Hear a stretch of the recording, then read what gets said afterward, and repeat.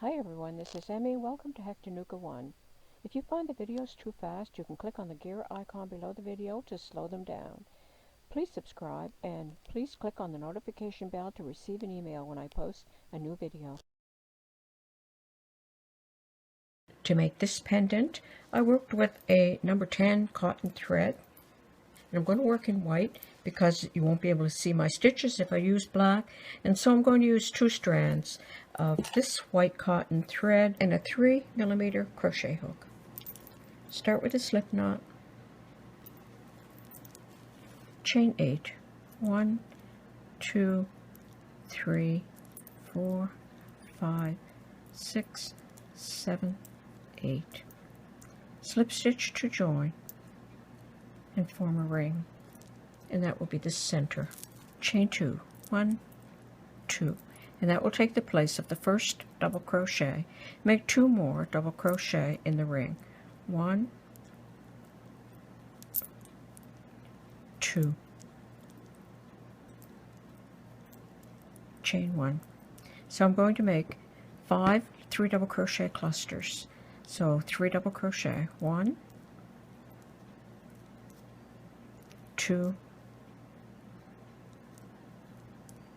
3, chain 1. Okay, so 5 3 double crochet clusters with a chain 1 space between each. So I'm going to go ahead and do that. Okay, I've gone ahead and I've worked 3 double crochet, chain 1, 3 double crochet, chain 1, 3 double crochet, chain 1, 3 double crochet, chain 1, 3 double crochet, and I've chained 1, and I'm going to slip stitch to join in the top of that first chain 2. So that is going to give me 1, 2, 3, 4, 5 clusters of 3 double crochet with a chain 1 space in between. And now I'm going to chain 4. 1, 2, 3, 4. And that takes the place of my first double crochet and a chain 2 space. And now I'm going to skip the next double crochet and I'm going to double crochet in that stitch. So I'm working in the first double crochet of the 3 double crochet cluster and the last double crochet. And then I have a chain 2 space in between. So chain 2. Double crochet in this first double crochet of the next cluster. Chain 2. Double crochet in the last double crochet of the cluster. Okay, so I'm going to repeat across the row. So chain 2. Go over here, double crochet. Chain 2,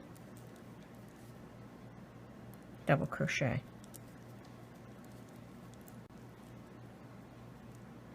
Okay, so I'm going to go all the way around. Okay, I worked all the way around and there's my last double crochet, and now I'm going to chain 2 over to this chain 4, and I'm going to slip stitch in the second stitch of the chain 4. That will be the center of the cover for the stone. Okay, so now I'm going to chain 1, 2, 3, and I'm going to double crochet in the first chain 2 space. So double crochet, and I'm going to chain 1, double crochet in the next chain 2 space,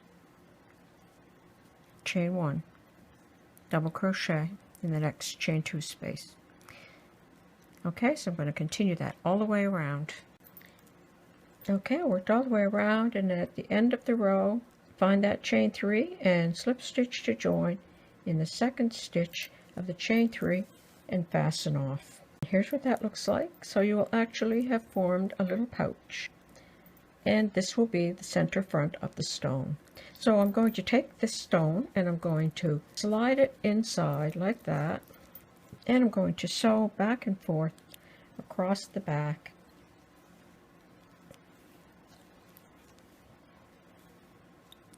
Like that, and there's how it looks from the front. You can just weave that yarn in back and forth into the finished work, and as you can see, even though it's crocheted in the round, it will accommodate any shaped stone. And I added a small tassel at the bottom, and I added a link at the top for passing it onto a necklace chain. So there you go. I hope you enjoyed learning how to crochet a covered stone pendant. Thanks for watching. Bye for now.